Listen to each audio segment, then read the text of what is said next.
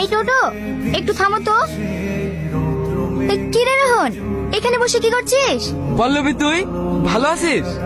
হ্যাঁ ভালো আছি। তোদের বাড়িতে সেই কবে এসেছিলাম, আমার মনেই পড়ে না। হাতের বিয়েতেও আসতে পারিনি, তাই কলকাতা থেকে ছুটি নিয়ে চলে আসলাম তোর বউকে দেখতে।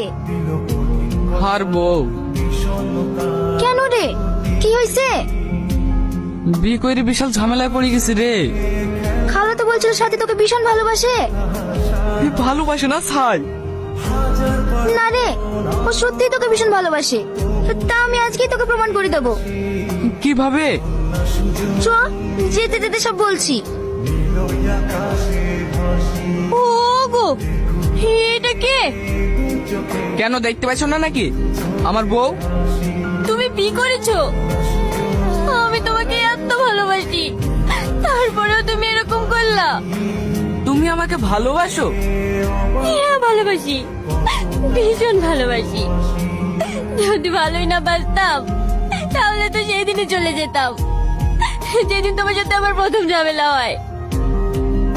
বিশ্বাস করো, আমি তোমাকে ছাড়া বাঁচবো না। আমার পাশে কোনো মেয়েকে আমি সহ্য করতে পারবো না, কোনো মেয়েকে না।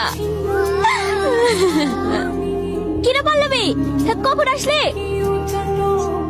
মা, আপনি কি চেনেন নাকি? তোমাকে বলেছিলাম না পল্লবীর কথা, সেই সে পল্লবী। রোহন বলছিল তুমি নাকি ওকে ভালোবাসো না, তাই ওকে দেখিয়ে দিলাম তুমি ওকে কতটা ভালোবাসো।